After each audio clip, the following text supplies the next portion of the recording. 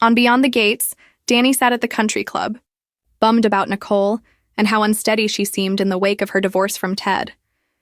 Vanessa joined her and admitted she'd been so wrapped up in her own affairs. She hadn't taken the time to check in on Nicole. Danny relayed how she'd seen Haley and Leslie in conference earlier, yet somehow Haley had seemingly experienced a rare moment of good sense in terminating the conversation. The former model sighed that Fairmont Crest had become infested with interloping sluts. Speaking of nightmare scenarios, Danny added, she wanted to know how things were going between Vanessa and Joey. Vanessa frowned that she wasn't some hapless widow and that Danny sounded like her sister. Danny considered Vanessa family, someone who had been there for her when Bill had traded her in for Haley. She shocked Vanessa when she reported how she'd let Joey know that he'd have to answer to her and her gun if he hurt Vanessa. After an alarmed Vanessa said that Joey wasn't someone to play games with, Danny conceded that she hadn't actually threatened the man with a gun. She just made sure he realized that Vanessa was being watched out for. Vanessa appreciated that Danny was willing to let her make her own choices, refusing to apologize for wanting to feel something besides grief. The women giggled over Vanessa recounting how good the sex was with Joey. Maybe I understand the attraction now, Danny snarked. Danny remembered how her sex life with Bill had initially overshadowed his cheating and minimizing of her. When Vanessa insisted that she knew Joey and that he didn't rival his reputation, Danny replied, and Al Capone was just a mild-mannered liquor distributor. Danny was concerned when Vanessa said she wanted more with Joey, hoping that her friend wasn't planning on signing her name as Mrs. Armstrong. Vanessa assured Danny that she had just buried one husband and therefore wasn't looking for another. However, she wanted to expand her business relationship with Joey by sitting on his throne with him. Elon visited Joey, demanding to be referred to as the chief of police. Joey sneered that the title almost makes you look respectable. Hawthorne didn't appreciate Joey dictating policy at the station in the form of preventing Marcel, whom Elon considered a liability from retiring. Joey flatly stated that Marcel was essential to certain operations, and there were bigger entities at stake besides just them. Elon realized that Joey was talking about the Duprees, particularly Vernon and Martin, who were both politicians. He read between the lines of Joey's talk and figured the deal was either Marcel stayed on the force, or Joey would go public with the Duprees' dirt, which would take everybody down.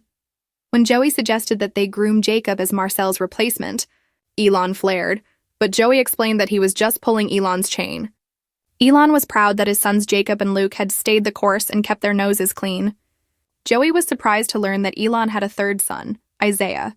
Joey listened as Elon described how Izaiah had gotten arrested after being involved with gangs. And amazingly, it had been Marcel who had helped expunge Isaiah's record.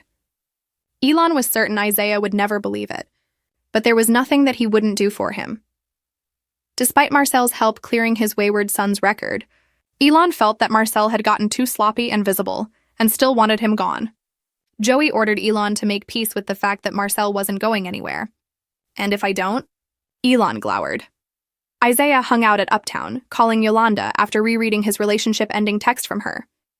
He wanted them to be able to talk, but she was unwilling, so he wished her well and hung up.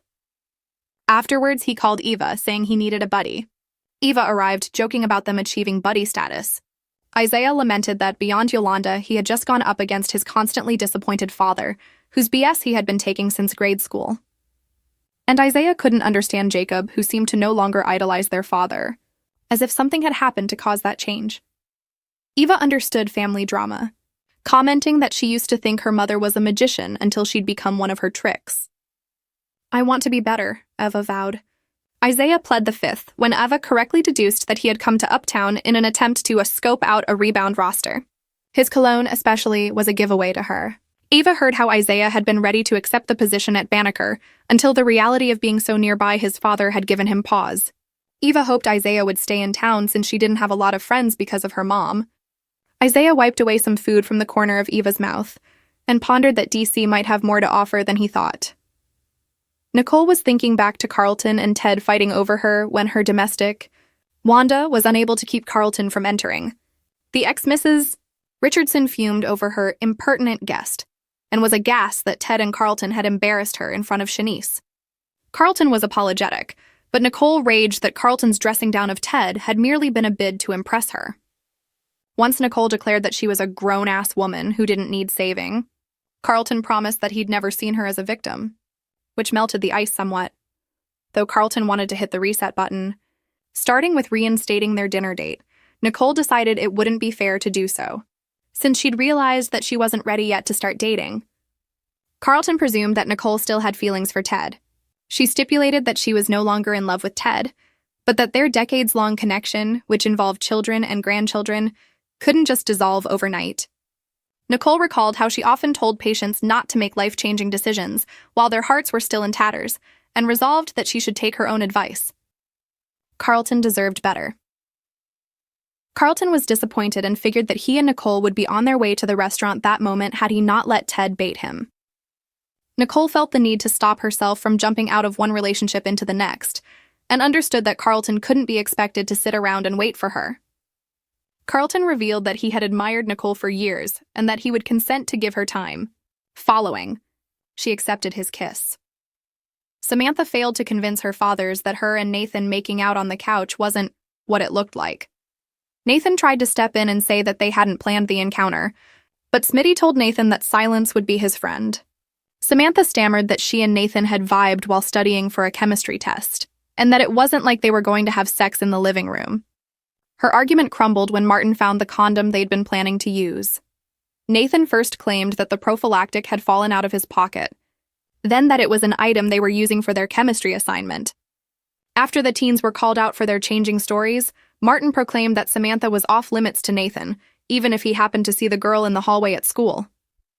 With Nathan was unceremoniously ushered out, Samantha wailed that Martin and Smitty had ruined her life. Smitty told Samantha that she was better than this, but Samantha protested that 16 was the age of consent in D.C. Terrell, who had come home in the middle of the melee, objected when Samantha tried to use his bringing Jessica home as a comparison to justify her actions with Nathan. Whatever, Samantha eye-rolled after she was grounded and forced to hand over her devices. She griped that Martin and Smitty wanted her to be a perfect little girl who never made mistakes. Should I learn to chisel my homework into stone tablets? She sassed, prompting to Smitty to say they'd heard enough of her backtalk.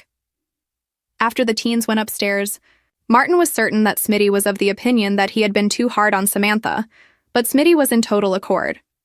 He couldn't exactly blame Samantha for wanting to explore her sexuality, since it wasn't like sex hadn't been in every song he and Martin had listened to growing up, and in every episode of MTV's The Real World, portrayer Mike Manning appeared in that show from 2009 to 2010. But when Martin groused that he had let Smitty talk him into allowing Samantha to date, Smitty shot back, "So this is on me?" Martin backtracked and deemed Smitty the heart of their family. He was needed to help center things when Martin, who was used to fighting in Congress, brought that home and went nuclear.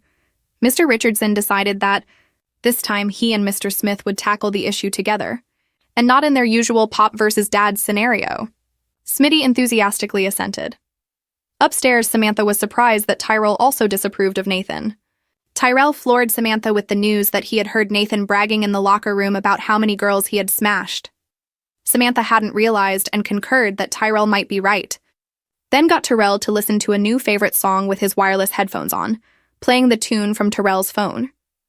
While Tyrell grooved, Samantha shut off Tyrell's notifications and texted Nathan, asking to talk.